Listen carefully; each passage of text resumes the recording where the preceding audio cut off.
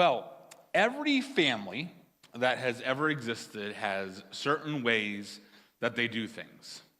So we just got done with Christmas like a little more than a month ago, and there are certain traditions that your family always does every year at Christmas, and maybe they were passed down from your grandparents, and maybe they were even passed on further than that. But these were the things that you did that was the way your family did things. So certain ways you talk to each other, certain ways you joke around with each other. Does everyone get their driver's license as soon as they turn 16? All that kind of stuff. There are certain ways that your family does things.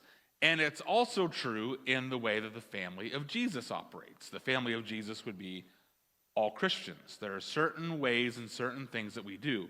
So like if you would go to any Christian church around the world, you would find some commonalities between us. Obviously, we were speaking different languages, and there'd be cultural differences and all that kind of stuff. Like you might not have a pew, you might not have a roof.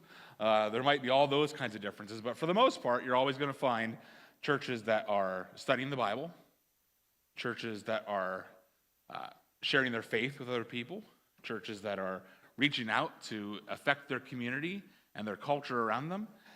And you can find these in any Christian church. Now, each one of these little expressions of God's family would articulate those in different ways. They'd use certain language to talk about it. So for the last several weeks here on Sunday morning, we've been talking about the way that this expression of Jesus' family, T-Free Church, articulates those specific common traits that are present among like every church that you go to. So, and we've been talking about like what do we want everyone who's a part of T-Free Church, everyone who considers this their church family, to be about and to be doing. So, the first week we talked about growing. We spent 2 weeks talking about that. How can we grow to become more like Jesus, grow to become more in his image? And then we spent 2 weeks talking about inviting, and Pastor Tim and Pastor Tyler unpacked those the last 2 weeks. So we're going to hit the next one. So if you're kind of tracking the letters we're working with are G.I.G.S. And so we are on the second G this morning, and that G stands for giving. Okay, some of you mentally groaned so loud that the person next to you actually heard it. Money. Is there anyone that actually likes talking about it? Like, I mean, listen, if we make a lot of money, we don't have any problem talking about money, right? Like, if our paychecks are coming in and they've got a lot of commas on them, then we love to talk about that. Or if we just blew a bunch of money on the latest and greatest new toy or thing that we desire, we don't have any problem kind of bragging a little bit like that. But man, I don't know. I kind of like talking about how much I make. I don't like talking about how much I spend. I don't like talking about how much is in my bank account. I don't like talking about if I'm struggling financially. I don't like to talk about money in almost every single kind of scenario. Like people don't like talking about money so much that now the fundraising calls are robocalls, right? It used to be real people would call you and ask you to give them money. Now they're like, real people don't want to. Let's get the robots to do it. Like that's what's happening in the world. Because we don't want to talk about it because we know it's just going to get awkward. It's just an awkward topic for us more often than not. But it wasn't awkward for Jesus. Jesus talks about money a lot. Now sometimes you hear people say that Jesus talked more about money than he did any other topic. That's not exactly true. Jesus talked about the kingdom of God a whole lot more than he talked about money. But he did talk about money a lot. He used it in his parables. He talked about how we should handle money. So what we're going to do this morning is we're going to look at some of Jesus's and the New Testament's as a whole teaching on money. And maybe we can see a couple things. Number one, why is this so awkward for us to talk about? Why does it make us feel weird when we talk about money? And then why does Jesus actually talk about it so much? Is he just that guy at the party that likes to bring up weird things and make everyone uncomfortable? Or is there a reason that Jesus actually wants to talk about this stuff? So if you've got your Bibles, you can go ahead and turn to Matthew chapter 6. Matthew chapter 6. This is the middle chapter of the Sermon on the Mount. And so the Sermon on the Mount is probably Jesus' most key teaching in all of the Gospels. He covers like all these topics. Like it's like one topic, then another, then another, then another, then another. And what he's doing is he is laying out what he wants this family, his family, to look like. What do we do about this? What do we do about that? How is he approaching the mindset for how he wants his family and how he wants his kingdom to behave? And so while you open in Matthew 6, I'll give you just the first blank on your insert too. Because real quick here, we're going to see what the problem is. The problem is it's about our freedom. It's about our freedom. All right, so Katie, go ahead and put Matthew 6, 19 through 24 on the screen. Do not store up for yourselves treasures on earth where moths and vermin destroy and where thieves break in and steal. But store up for yourselves treasures in heaven where moths and vermin do not destroy and where thieves do not break in and steal. For where your treasure is, there your heart will be also. The eye is the lamp of the body. If your eyes are healthy, your whole body will be full of light. But if your eyes are unhealthy, your whole body will be full of darkness. If then the light within you is darkness, how great is that darkness? No one can serve two masters. Either you will hate the one and love the other, or you will be devoted to the one and despise the other. You cannot serve both God and money. There's a lot of really interesting stuff in there, but let's stay on just this little last bit for the moment. No one can serve two masters. So what's Jesus saying? You can't serve two masters. You can't serve God and money. Money can be a master to us. Money likes to get involved in our life. Money likes to call the shots. Money can enslave us. Money can enslave us. It can control our lives. So this is one of the reasons why it can be so awkward for us to talk about money. Because money's calling the shots. Money's telling you where to go and what to do and how you're going to do it and when you're going to do it. And if there's anything we don't like admitting that someone else is calling the shots in our life. But money can do that. So it's easy to see how that happens when we're living in poverty. So when we're living in poverty, when we don't have money, like that feels crippling. It impacts where you go. Can't go out to eat. Can't go on vacations. Can't afford a car. Can't afford to get your car fixed. Can't afford gasoline for your car. It can affect our activities and what we do. Again, can't go certain places. Maybe there are certain hobbies or leisure activities that you would love to go do, but you can't because you don't have the money to do it. Maybe you would like to go work somewhere out of town, but you don't have any way to get there. It's easy to see how money can control us when we don't have it. So usually then one of two things happens. One, we go into crippling debt through loans and credit cards, which allows us to live that life for some period of time until it all comes crashing down on us and we realize, oh, I actually didn't have that money. And then we bear that weight of the collection phone calls or the repossessions or the negative bank balances and so on and so forth. Or we do our best to scrape by. We live within our means and we live paycheck to paycheck, whatever we can do. But there's a mindset that even starts to set in then. Like that can just start to feel very oppressive to us. It can begin to sit on us like a wet blanket. We can actually start to feel like we're less than. Like we look at other people and we fall into this comparison trap. Like, I just wish I could go do the things they do. I wish I could go have the things they have. I wish I could just have a car that runs. Whatever the case is, we get stuck in this whole, I can't. And that mentality just squeezes the life out of us. It's because money's our master. See, masters determine the value of what they possess. Whatever your master is, whatever you own, whatever you possess, you determine the value of it. And so when those feelings hit, it's because money's calling the shots. But listen, Jesus actually has something that's different to say to us. When Jesus is your master, he says you're loved. He says you're part of the family. He says you're his child. He says that you were worth him suffering on the cross and dying for. You see, money likes to grab hold and likes to apply a price to us. But Jesus pays the price for us. That's what happened on the cross.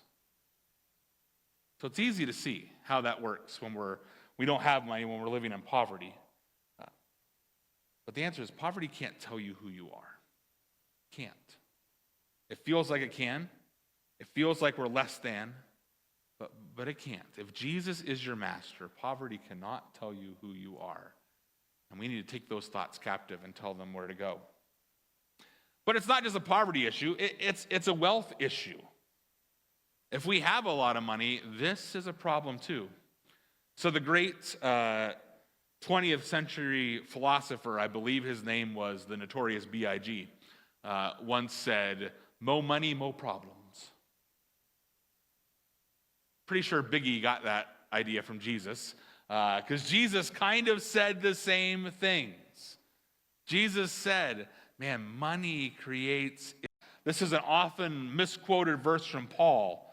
We hear this all the time, but it's wrong. What Paul says is, for the love of money is the root of all evil. Notice not money is the root of all evil. It's the love of money that's the root of all evil. Like Paul recognizes and Jesus recognizes that money is a fact of life. Like we can't just say money is evil, I'll live without it. Okay, that doesn't work. That does not work. So it's not that money is the root of all evil. It's that the love of money, our pursuit of wealth, is the root of all evil. And then he goes on. And some people, craving money, have wandered from the true faith and pierced themselves with many sorrows.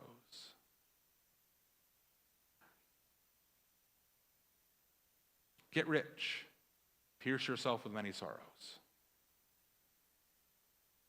See, wealth feels a lot better than poverty to us. When we have wealth, we can go and we can do, and all that stuff can happen that we crave to have happen. We can pay our bills, we can have fun on the weekends. It feels like freedom, but there's always a cost to it. Wealth offers us a false freedom. It's a false freedom because it has to be maintained. Accumulate and spend. Accumulate and spend. Accumulate and spend. That's the name of the game that wealth wants us to play. So we put in the extra hours at work. We stay later than we should. We stay later than we need to. We stay later than we have to. We take a big risk on a new job or new investments. And then we come home and we're exhausted and we're stressed. And we discover that we've neglected the most important things in our whole life. Our family, our health, and our God. What good does it do a man if he gains the whole world and loses his soul in the end? The next vacation doesn't fix that. The next gadget or toy or car doesn't restore that brokenness.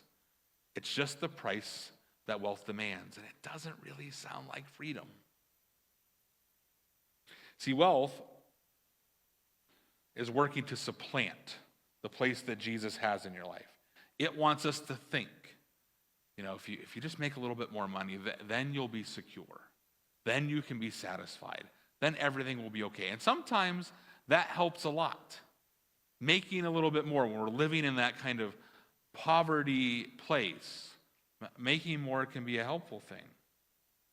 But if we're relying on wealth for our security and freedom, we're going to find it's just slipping through our fingers all the time.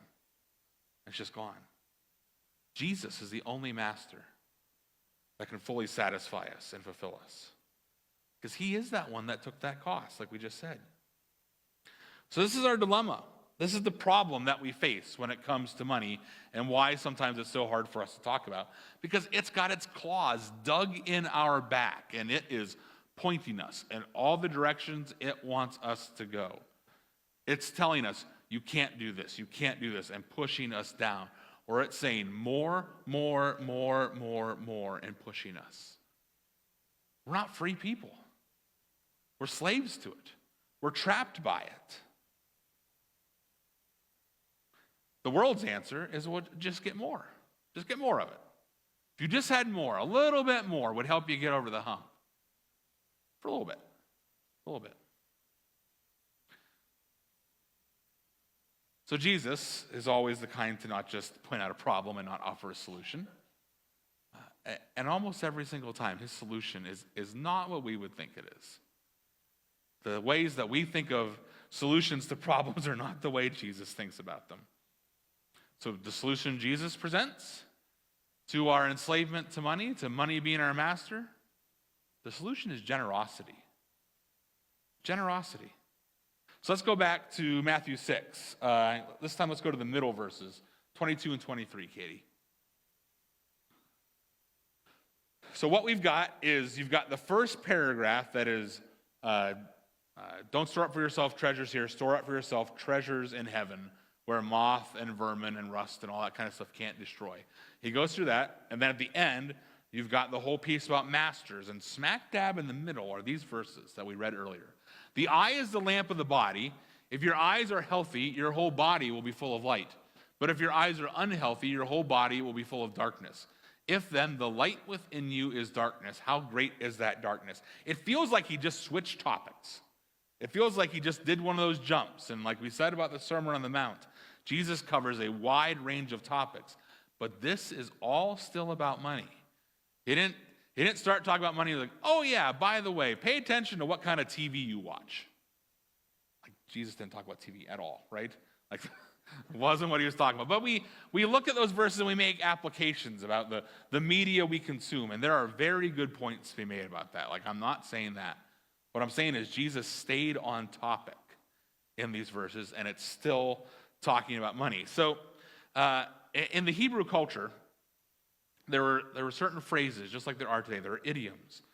So a good eye was an expression that was used for someone who was generous. You know, if someone hits a home run, we might say they have a good eye. Or if they see something no one else can see, we might say they have a good eye.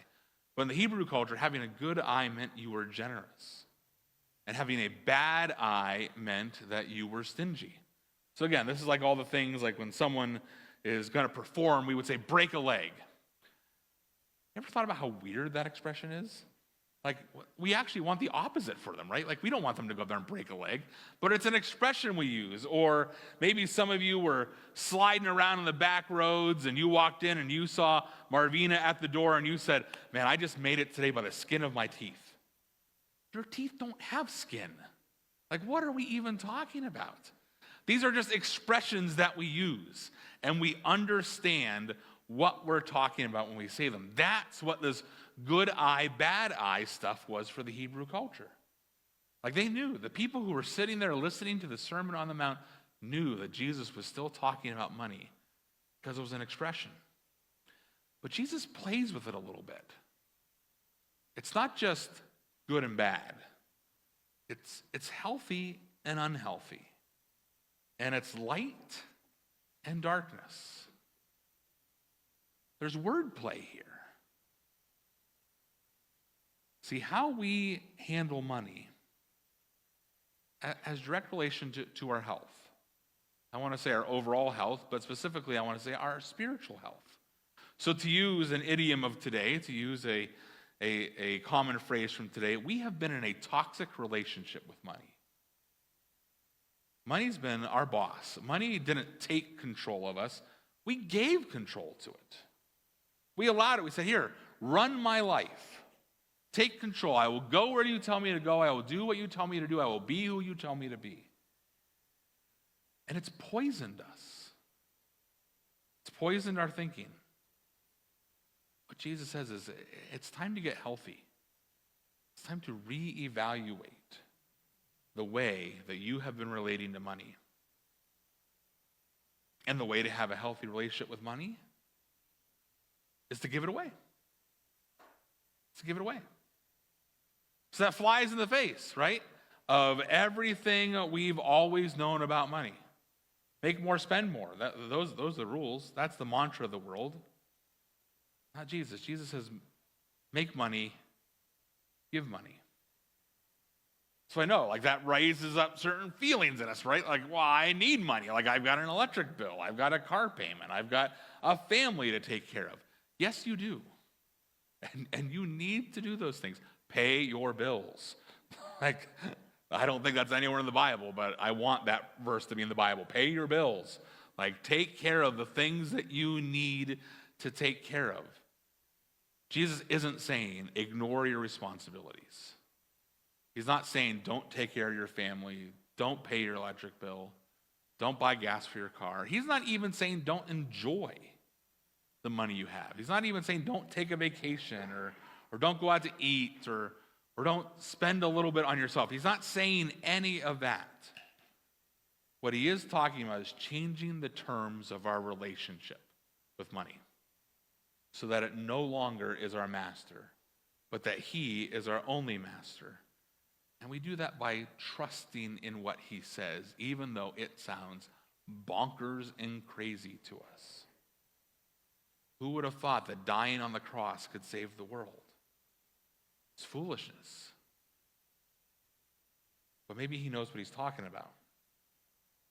So many of you would know the parable of the rich young ruler.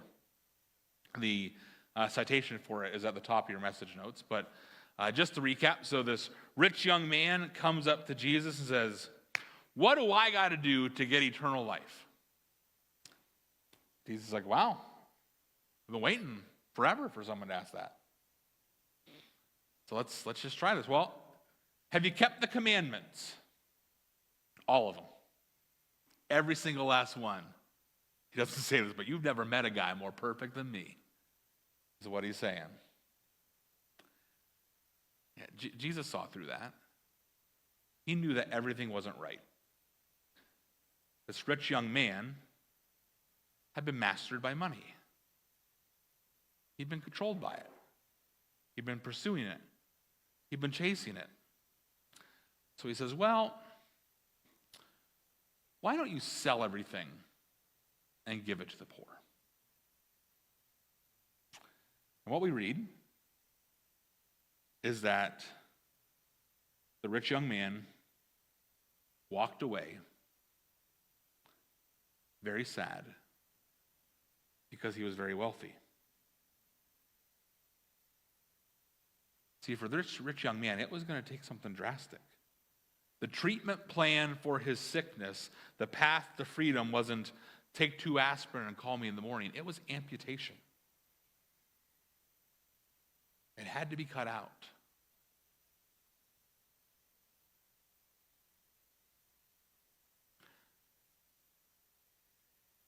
So here's a question that I don't know the answer to for you.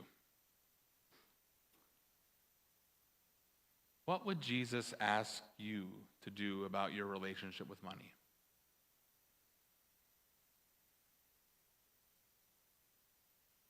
What would his treatment plan for you be? What would your path to freedom be? Maybe it's about how you spend. Maybe it's about the job you have. Or maybe it's about what you've sacrificed on the altar of money. Maybe your family's been suffering. Maybe your health's been suffering. Maybe your relationship with Jesus has been suffering. Been taking those extra hours and missing out on spending time with other believers. I don't know what the answer to that question is for you.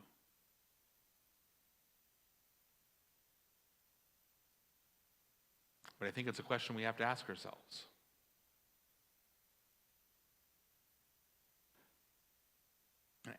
And Jesus has some specifics. He's got some suggestions. And so we'll get into some of those next week. But here's what I want. Here's what I know he wants from you this morning. He wants you to trust him in every single way, with every single part of your life. That there's no part of your life that Jesus doesn't want to be involved in. There's no part of your life that Jesus doesn't want reign over in your life. If he is your Lord, if he is your master, then he wants it all. And he wants you to trust him. He wants you to trust him. We do in so many other areas. And then we start to clutch certain things. There's certain things we're like, no. Like everything else, but not this. And he's just saying, can you trust me with even that? And for many of us, it's our bank accounts and our wallets. Because the only way to truly live freely is to live generously.